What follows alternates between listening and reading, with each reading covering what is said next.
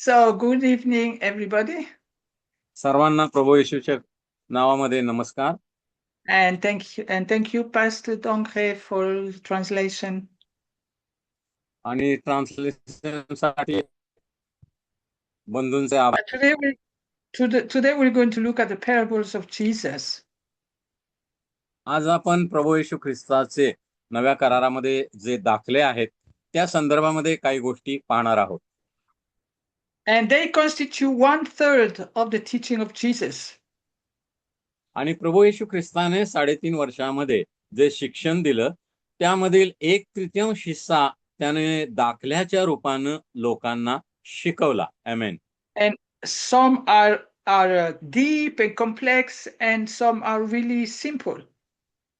आणि हे दाखले म्हणजे सर्वसाधारण माणसांच्या जीवनामध्ये घडणाऱ्या गोष्टी, पण त्यापैकी काही गुंतागुंतीच्या गोष्टी आहेत, काही अत्यंत साध्या, सोप्या आणि सरळ आहेत. आमेन. And we have 52 in the New Testament. आणि नव्या करारामध्ये जवळजवळ 52 असे दाखले आहेत. And the goals of the parable from Jesus is to attract people, to reveal a part of his message, but to hide one other part. आणि प्रभू येशू ख्रिस्त दाखल्याच्या रूपाने लोकांना शिकवत होता. त्यामध्ये त्याचा हेतू हा होता की गोष्टीरूपी शिकवणीनं लोकांचं आकर्षण करून घ्यावं, लोकांना स्वतःकडे आकर्षित करावं. पण हे शिकवतानाच त्या दाखल्यांमधल्या काही गोष्टी तो गुप्त ठेवत असे, सगळ्याच त्या प्रगट करत नसे किंवा सगळ्याचं स्पष्टीकरण देत नसे. आमेन. Now, the teaching of the parable is not new in the New Testament because we have some of that teaching in the Old Testament too. आणि नव्या करारामधलं हे दाखल्यांच्या रूपाचं शिक्षण हे काही नवीन नव्हतं. जुन्या करारामध्ये देखील आम्ही अनेक दाखले पाहतो. आमेन. And we have about 12 parables in the Old Testament. जुन्या करारामध्ये जवळजवळ 12 दाखले आहेत. And Jesus confirmed that the teaching of the parable also in the Old Testament in Luke 11. आणि लुकाच्या 11व्या अध्यायामध्ये प्रभू येशू ख्रिस्तानं देखील हे स्पष्ट केलेलं आहे की जुन्या करारामध्ये देखील दाखल्यांच्या रूपानं शिक्षण देण्यात येत होतं. And this the term parable is in Hebrew the word mashal. आणि पॅराबल याचा हिब्रू भाषेमधला जो शब्द आहे तो मशाल असा आहे. And in the New Testament, that word mashal contains a lot of different ways of saying or telling a story. आणि नव्या करारामध्ये मशाल दाखले या शब्दाचा अर्थ त्यामध्ये बऱ्याच गोष्टी समाविष्ट आहेत. But most of the time, the use of the parable from Jesus is to compare as two situations. आणि बऱ्याच वेळेला प्रभू येशू ख्रिस्तांच्या दाखल्यामध्ये दोन गोष्टींचे किंवा दोन प्रकारच्या गोष्टींचा तुलना किंवा विरोध असा दाखवण्यात येत होतं. And the ones that Jesus is going to use are normally not very long. They don't use more words. He doesn't use more words than necessary. आणि प्रभू येशू ख्रिस्ताच्या या दाखल्यांचं वैशिष्ट्य हे होतं की हे दाखले अत्यंत सीमित किंवा लहान होते. फारसे शब्द किंवा फार स्पष्टीकरण त्यामध्ये त्यानं अंतर्भूत केलेलं नव्हतं. ह्या गोष्टी होत्या त्या अत्यंत संक्षिप्त होत्या, थोडक्यामध्ये होत्या. आमेन. And he makes it as simple as possible. आणि प्रभू येशू ख्रिस्तानं लोक समुदायाला समजण्यासाठी अत्यंत सोप्या भाषेचा अवलंब केलेला आम्हाला आढळतो. And he teaches with the help of something that is known about something that is unknown. आता दाखल्याच्या रूपांचं हे जे शिक्षण आहे म्हणजे जगामधल्या ज्या गोष्टी आम्हाला माहीत आहेत त्याचा उपयोग करून ज्या गोष्टी आम्हाला माहीत नाहीत त्या शिकवणं, अशी प्रभू येशू ख्रिस्ताची मेथड किंवा पद्धती होती दाखले सांगण्याची. आमेन. And generally, we don't find more than 2 groups of people in a parable. आणि सर्वसाधारण दाखल्यांमध्ये शक्यतो 2 प्रकारच्या गोष्टी किंवा 2 प्रकारचे लोकच आम्हाला आढळतात. And that's why, because he doesn't want to lose people in a story that is too complicated. आणि एखादी गोष्ट दाखल्याच्या रूपाने सांगताना ती अधिक गुंतागुंतीची न करताना ती सोप्या पद्धतीनं सांगण्यासाठी प्रभू येशू ख्रिस्तानं त्या कथेमध्ये कमीत कमी गोष्टींचा किंवा व्यक्तींचा वापर केलेला आम्हाला आढळतो. आमेन. The teaching of the parable concern mainly the human person. आणि दाखल्यांच्या मध्ये जे शिक्षण प्रभू येशू ख्रिस्तानं दिलं ते बहुतेक मानवी जीवनामध्ये घडणाऱ्या रोजच्या घटनांच्या द्वारे दिलं. आमेन.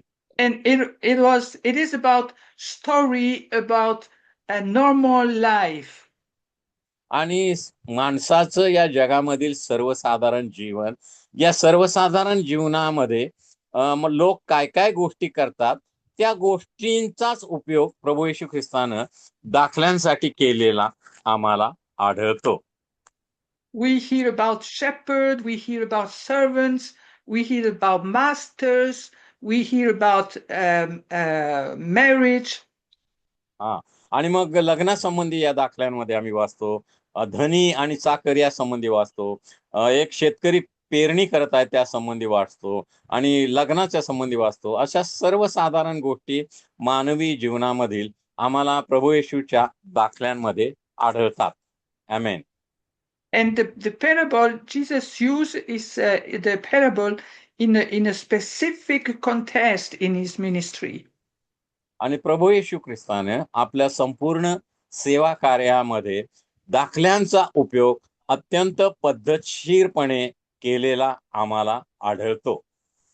Now there's something that we have to really understand is that every parable of Christ is God-centered.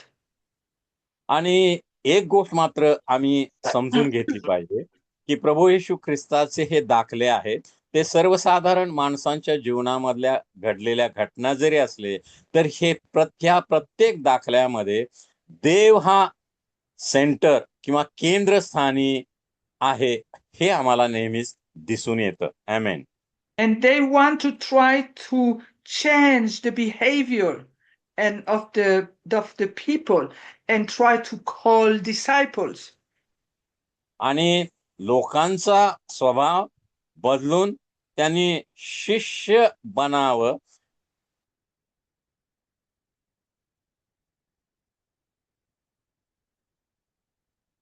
नव्या करारामध्ये शिक्षण दिलं. आमेन.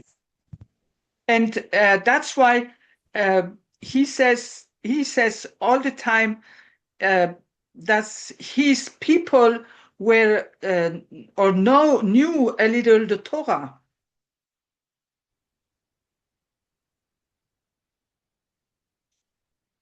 Did you get me?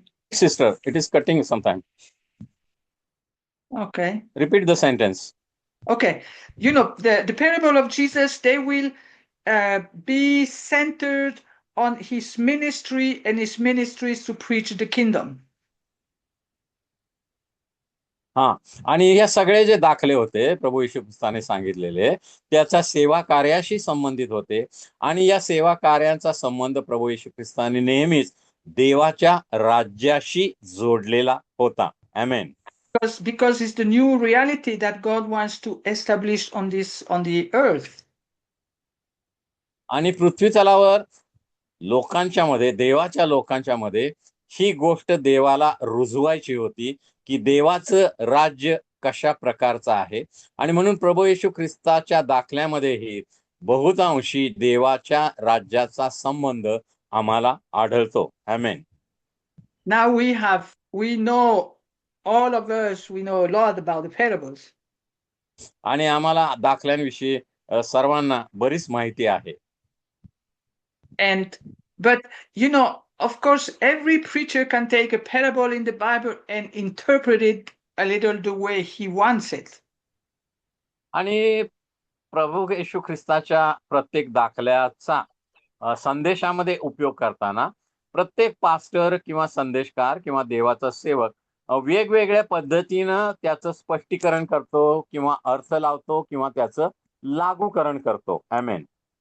Now, the community of the churches have built up certain rules how to interpret a parable. आणि प्रभू येशू ख्रिस्ताने शिकवलेल्या दाखल्यांचा अर्थ स्पष्टीकरण कशा पद्धतीने लावायचं या संबंधी पवित्र शास्त्राच्या अभ्यासकांनी किंवा तज्ञांनी काही नियम ठरवून दिलेले आहेत. आमेन. And the first rule of interpretation is that the Bible interprets the Bible. आणि त्यातला सर्वात पहिला जो नियम आहे तो हा आहे की पवित्र शास्त्रातील वचनाचा अर्थ पवित्र शास्त्रातील दुसरं वचनच योग्य प्रकारे लावू शकतं. आमेन. And the second is that the Bible limits the Bible. आणि दुसरा नियम हा आहे की पवित्र शास्त्रातील वचनांना मर्यादा घालून देतं.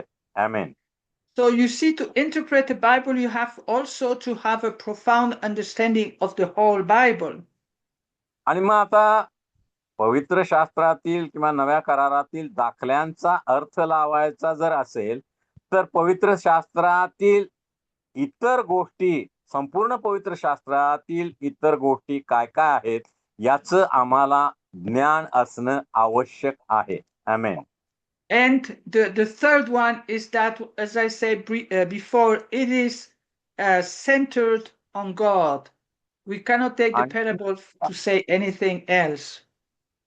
आणि तिसरा जो नियम आहे दाखल्यांचा अर्थ लावण्यासंदर्भात तो म्हणजे दाखले कोणाच्याही संदर्भात असू देत त्याचा केंद्रबिंदू हा नेहमीच देव आणि देवाचं राज्य हाच असला पाहिजे. आमेन. But today, when we want to really understand a parable that has been told like 2000 years ago, it is important to understand the environment. आणि आता 2000 वर्षांनी प्रभू येशू ख्रिस्ताच्या नंतर 2000 वर्षांनी ज्या वेळेला आम्ही या दाखल्यांचा अर्थ लावण्याचा ज्या वेळेला प्रयत्न करतो तर त्यावेळेला प्रभू येशू ख्रिस्ताच्या वेळेला 2000 वर्षापूर्वी परिस्थिती काय होती हे आम्ही नीट तपासून पाहिलं पाहिजे. आमेन. So you have the cultural environment, the social, political, religious, and economical. आणि त्यावेळची चालीरीती किंवा सांस्कृतिक परिस्थिती काय होती, प्रभू येशू ख्रिस्ताच्या वेळची सामाजिक परिस्थिती काय होती, प्रभू येशू ख्रिस्ताच्या काळातील राजकीय परिस्थिती काय होती आणि प्रभू येशू ख्रिस्ताच्या काळातील धार्मिक परिस्थिती काय होती या सगळ्यांची माहिती असणं आमच्यासाठी आवश्यक आहे जर आम्हाला प्रभू येशू ख्रिस्ताच्या दाखल्यांचा योग्य अर्थ लावायचा असेल तर. आमेन. Now, why did Jesus use the parable as a method of teaching? आणि प्रभू येशू ख्रिस्तानं लोकांना शिक्षण देण्यासाठी दाखल्यांचाच उपयोग का करून घेतला? And I think I've already mentioned that, but many people, they had the religious knowledge based on what the Pharisees and the religious people told them. आणि त्या काळी बरेच असे लोक होते ज्यांना त्या काळच्या धार्मिक पुढाऱ्यांनी त्यांना जे शिकवलं होतं तेच त्यांना माहिती होतं, तेवढंच त्यांचं ज्ञान त्या काळामध्ये होतं असं आम्हाला दिसून येतं. आमेन. And if Jesus, who came to speak about the kingdom of God and the establishment of the kingdom, if what he was saying fell into the environment that the people are in their mind, they could have misunderstood him. आणि मग जर अशा लोकांच्या कानावर प्रभू येशू ख्रिस्ताचं हे देवासंबंधी आणि देवाच्या राज्यासंबंधीचं शिक्षण दाखल्याच्या रूपानं जर त्यांच्या कानी पडलं तर मग त्या लोकांच्या विचारामध्ये किंवा मनामध्ये गोंधळ उडण्याचा संभव होता किंवा त्या संबंधी त्यांची गैरसमजूत होण्याची देखील शक्यता होती. आमेन.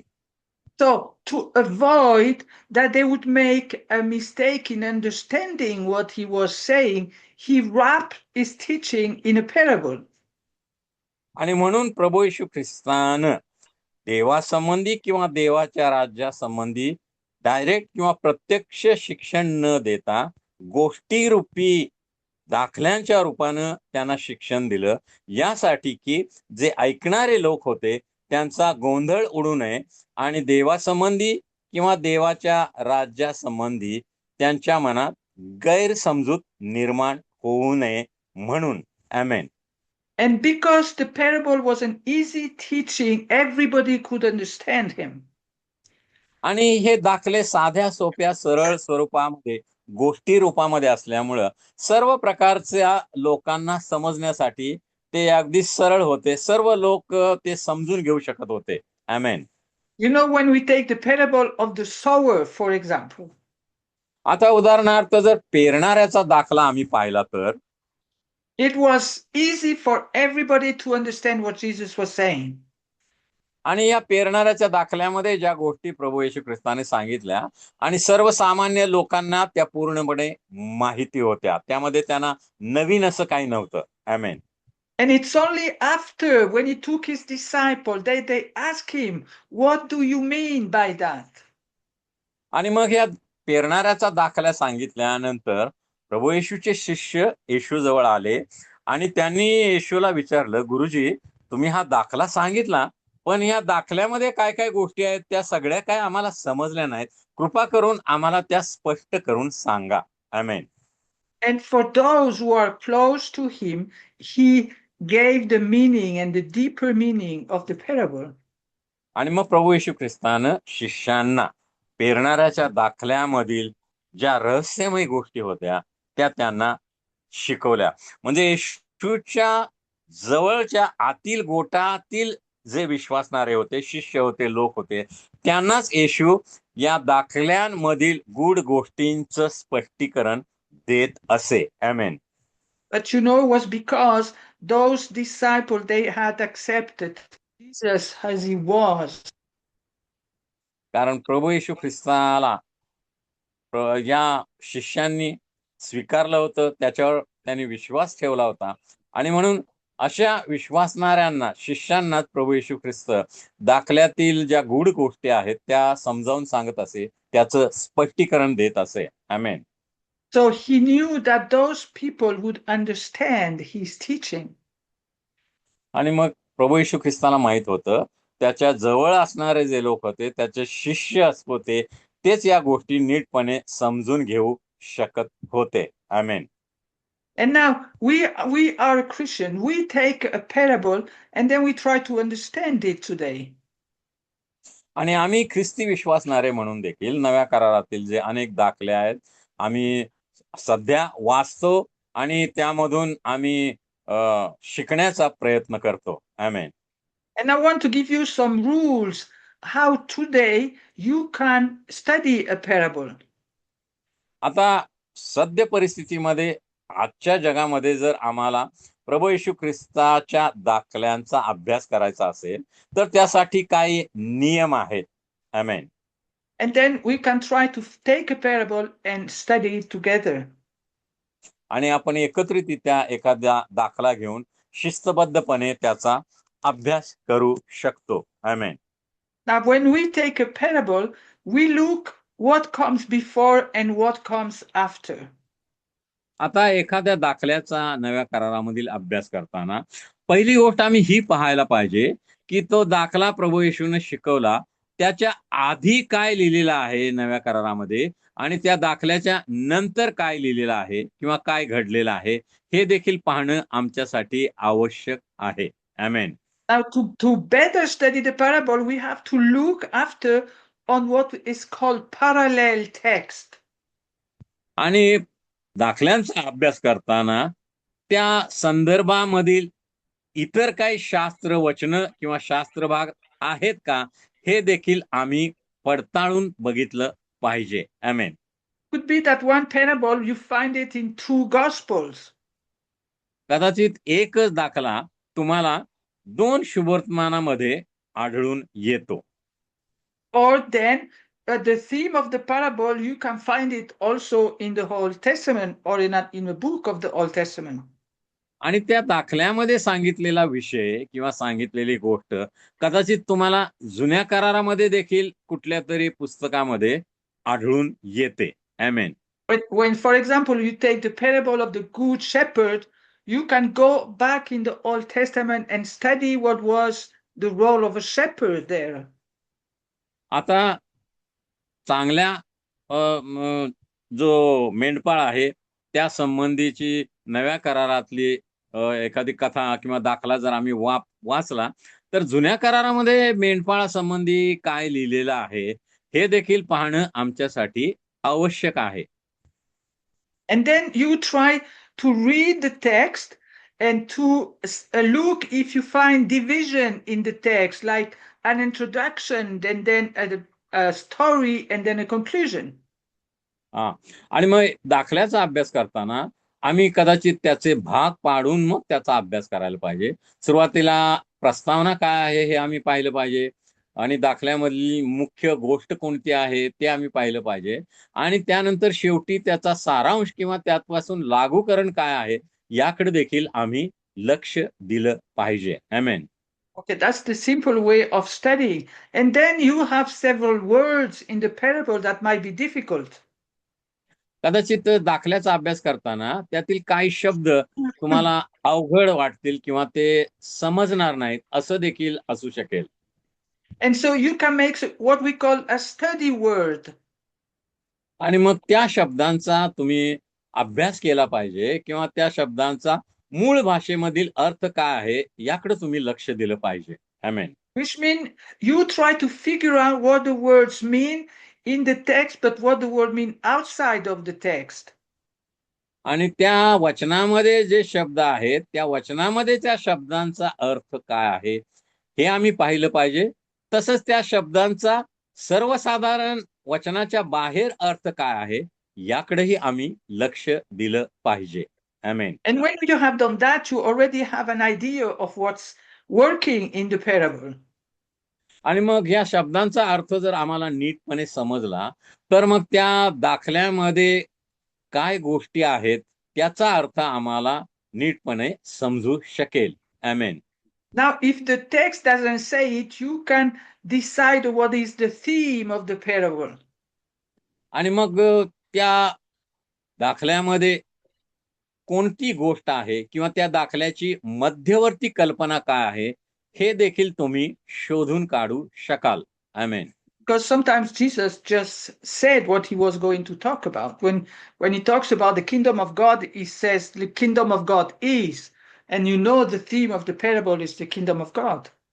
आणि मग प्रभू येशू ख्रिस्त शिक्षण देताना बऱ्याच वेळेला असं देखील म्हणाला त्यानं स्वतःच त्याची प्रस्तावना करून दिली की देवाचं राज्य अशा प्रकारचं आहे. मग आम्हाला समजून येतं की आता पुढे जी गोष्ट आहे किंवा पुढे जो दाखला आहे तो देवाच्या राज्या संबंधीचा आहे. आमेन. So I don't have much time today because I have to finish at 3:30, but I'm going to go with you through a parable, and that's the one we find in Matthew 13, 1 to 15, and is the parable of the sower. आणि मत्तयाच्या 13व्या अध्यायामध्ये जो दाखला आहे आपल्या सर्वांना परिचित असा आहे पेरणाऱ्याचा दाखला. त्या संबंधी काही गोष्टी आपण पाहणार आहोत. माझ्याकडे फारसा वेळ नाही तरी थोडक्यामध्ये या दाखल्याचा आपण अभ्यास करूया. And I told you have to look at the context of the parable. So the context of the parable of the sower is what we call a Galilean revival. आणि या पेरणाऱ्याच्या दाखल्यामध्ये कोणत्या गोष्टींचा उल्लेख आहे तर गालिल मधील संजीवनाचा त्या ठिकाणी संदर्भ आम्हाला आढळतो. आमेन. You know, at the beginning of his ministry, there was not much opposition in what Jesus was saying because it was all new.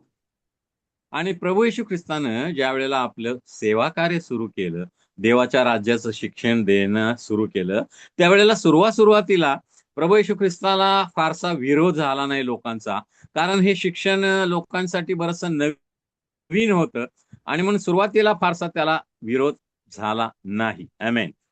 If you look in Mark chapter 2, when Jesus is going to heal the lame person, you have a crowd, and it's so crowded that nobody can walk through the house.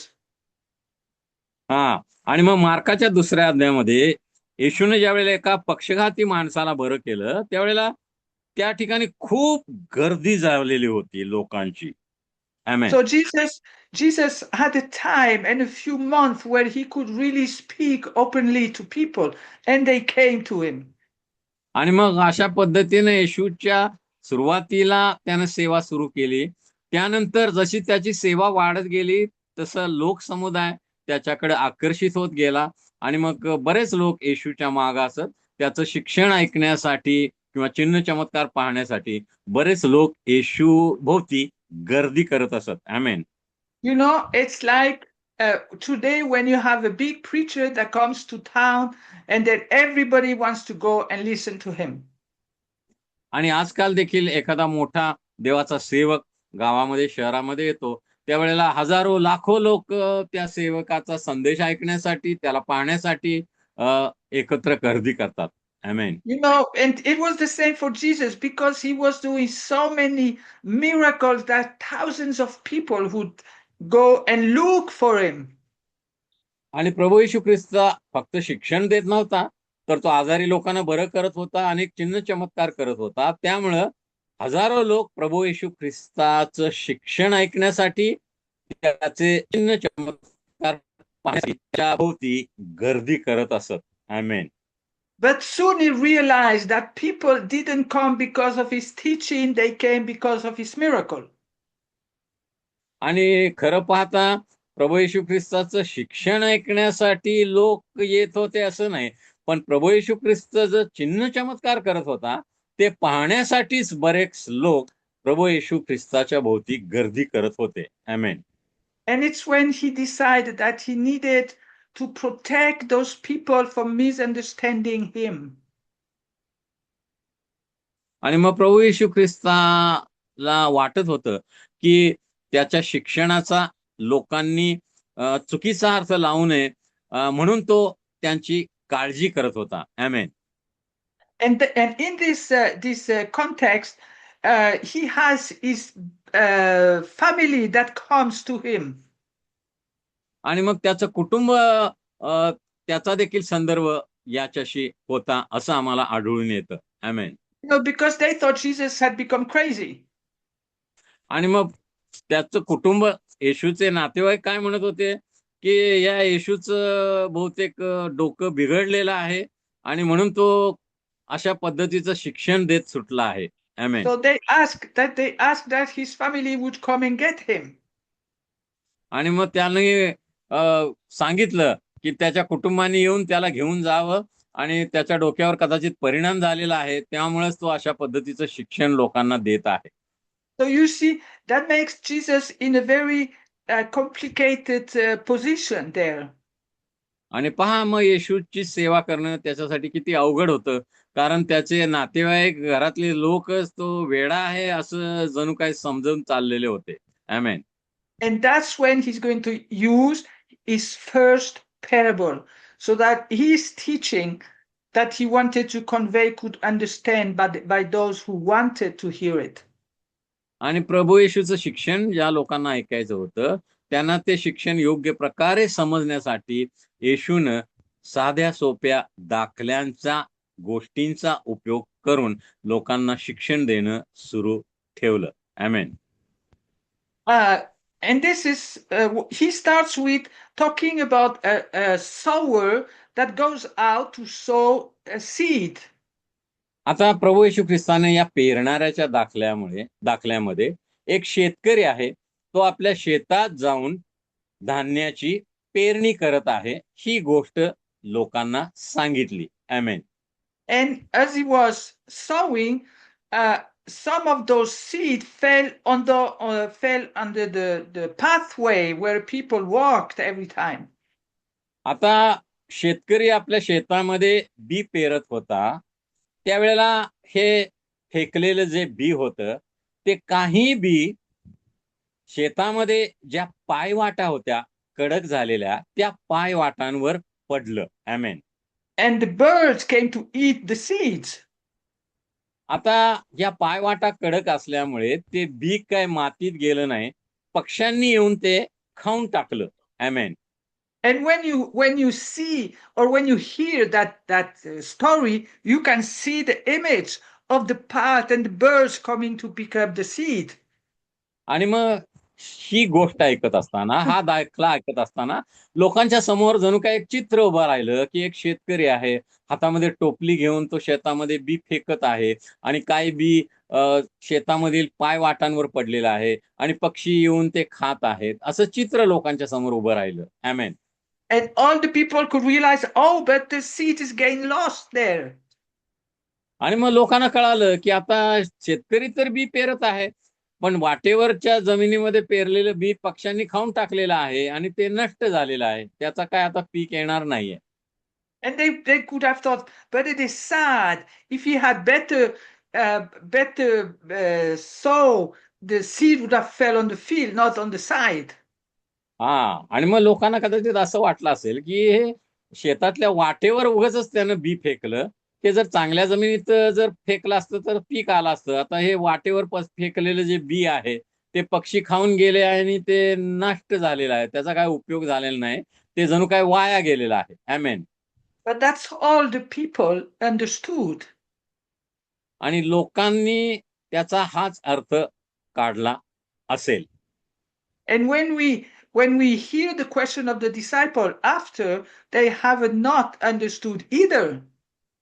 आणि आम्ही नंतर पाहतो, ज्यावेळेला हा दाखला शिकवून झाल्यानंतर येशूचे शिष्य येशूकडे आले आणि त्यांनी येशूला विचारलं, की गुरुजी तुम्ही दाखला शिकवला, पण आम्हाला काय तो समजला नाही. कृपा करून आम्हाला त्याचं स्पष्टीकरण करून सांगा. म्हणजे शिष्यांना देखील हा दाखला समजलेला नव्हता. आमेन. And there's an example in the Bible in Luke chapter 12 that shows us the deeper meaning of the fact that the grain seed falls on the path and is eaten by the birds. आणि मग लुकाच्या शुभवर्तमानामध्ये हे वाटेवर पडलेली बी पक्ष्यांनी खाल्लं या संबंधाची अधिक माहिती आम्हाला समजून येते. आमेन. And Jesus says, when you will be brought in front of the synagogue and the authority, don't be worried how you will defend yourself or what you're going to say, because the Spirit will be there for you. आणि मग प्रभू येशू ख्रिस्तांनी सांगितलं, ज्या वेळेला माझ्या नावामध्ये मुळे लोक तुमचा छळ करतील, तुम्हाला न्यायाधीशासमोर किंवा पोलिसांसमोर किंवा अधिकाऱ्यांसमोर उभं राहतील, तुमची चौकशी करतील, त्यावेळेला घाबरू नका. त्यांच्यासमोर काय बोलायचं याचा विचार करू नका. पवित्र आत्मा तुम्हाला काय बोलायचं हे त्यावेळेला शिकवेल. आमेन. And there is a man in the crowd. आणि त्या ठिकाणी एक गर्दीमध्ये मनुष्य होता. When Jesus is telling that about the synagogue and the court and the authorities. आणि प्रभू येशू ख्रिस्त यहुद्यांच्या सभास्थानाविषयी आणि न्यायालयाविषयी इतर गोष्टींविषयी ज्या वेळेला बोलत होता. And so Jesus just had sown some seed in the heart of people. आणि या दाखल्याच्या द्वारे प्रभू येशू ख्रिस्त देवाच्या राज्याचे काही बीज जणू काय लोकांच्या अंतःकरणामध्ये पेरत होता. And then that man raises his hand and says, Master, I want to do something. I want that you do something for me. आणि मग या माणसाने हात वर करून येशूला प्रश्न विचारला, गुरुजी तुम्ही काय तर माझ्यासाठी करावं अशी माझी इच्छा आहे. He had not understood what Jesus was saying. He just heard the word court. आणि मग येशू जे काही शिक्षण देत होता आणि ते त्याला समजलं नव्हतं, म्हणून त्याने येशूला प्रश्न विचारला, गुरुजी तुम्ही आता काय तर शिकवलं खरं मला काय त्यातलं समजलं नाही. And when Jesus said that word court, that man looked into himself and there was something big happening there. आणि मग कोर्ट न्यायालय या शब्द ज्या वेळेला त्याच्या कानावर पडला, त्यावेळेला त्या माणसाच्या समजण्यात काहीतरी आलं. आमेन. And he says, you have to tell my brother that he has to share his inheritance. आणि मग कोर्ट, न्यायालय आणि निकाल असं काहीतरी ऐकल्यानंतर हा माणूस काय म्हणाला, गुरुजी बरोबर आहे, माझ्या भावाचं आणि माझं जे भांडण आहे ते तुम्ही जरा सोडवायला पाहिजे. आमच्या घराच्या किंवा कशाच्या प्रॉपर्टीच्या वाटणी संदर्भात तुम्ही योग्य न्याय करायला पाहिजे. आमेन. So most of the time, when the seed falls on, when we have worries, those are birds that eating the grains. आणि मग अशा प्रकारे अनेक लोकांच्या जेव्हा कानावर अशा प्रकारे देवाचं वचन पडतं, ते त्यांना समजून येत नाही. म्हणजे ते जणू काय पक्षी खाऊन टाकतात, त्याचं काही पीक येत नाही.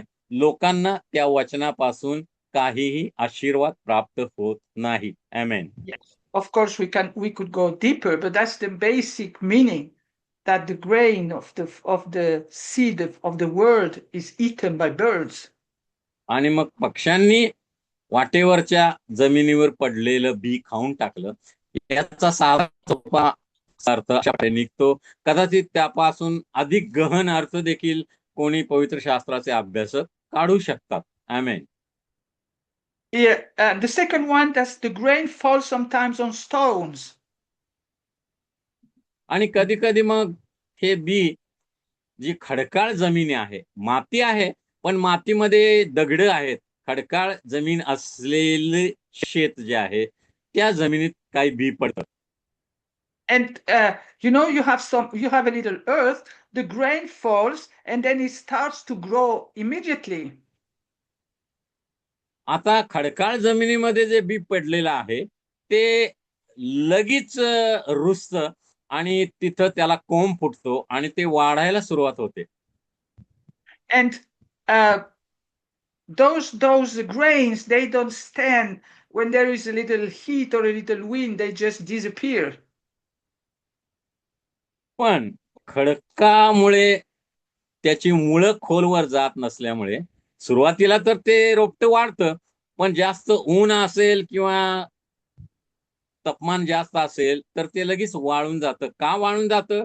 तर खाली त्याला पूर्ण माती नाही आहे मुळासाठी. खाली दगड असल्यामुळं ते नीट मूळ धरू शकत नसल्यामुळं ते वाळून जातं. आमेन. And every farmer knows that the grain that falls on stones and with a little earth are not going to come as fruits. आणि प्रत्येक शेतकऱ्याला ही माहिती असते की अशा खडकाळ जमिनीमध्ये जिथं माती फार कमी आहे, दगडच जास्त आहेत, तिथं फारसं पीक येत नाही. जरी उगवून आलं तरी ते वाढू शकत नाही, मूळ धरू शकत नाही. आमेन. To explain that text, you have in Luke chapter 9, the man that comes to Jesus after hearing Jesus talking, and he says, Lord, I will follow you everywhere. आणि मग लुकाच्या 9व्या अध्यायामध्ये एक व्यक्ती प्रभू येशूकडे आला आणि तो म्हणाला, प्रभूजी मला तुमच्या मागून तुमचा अनुयायी बनायचा आहे, मला तुमच्या मागे येऊ द्या. And Jesus turns to him and says, fox have a way to have a hole to hide. And he said, birds of the sky have a nest, but the Son of Man doesn't have a place to rest his head. आणि मग प्रभू येशू ख्रिस्ताने त्याला काय सांगितले की खोकडास बिळ्या आहेत, पक्षास घरटी आहेत, पण मनुष्याच्या पुत्राला या पृथ्वी तलावर डोकं टेकण्यासाठी जागा नाही. आमेन. And what you want to say is that man who decide spontaneously, I'm going to follow you everywhere, he has not understood what it meant to follow Jesus. आणि मग यातून प्रभू येशू ख्रिस्ताला हेच त्याला सांगायचं होतं की त्या मनुष्याने येशूचं शिक्षण ऐकलं होतं, परंतु त्या शिक्षणाचा नक्की अर्थ काय आहे तो त्याला समजलेला नव्हता. आमेन. And Jesus, in a few words, tells him that to be a Christian is difficult. आणि थोडक्यामध्ये येशूला हे सांगायचं होतं की थोडक्यामध्ये शॉर्टकट मध्ये तुम्हाला ख्रिस्ती विश्वासणारे बनता येणार नाही. आमेन.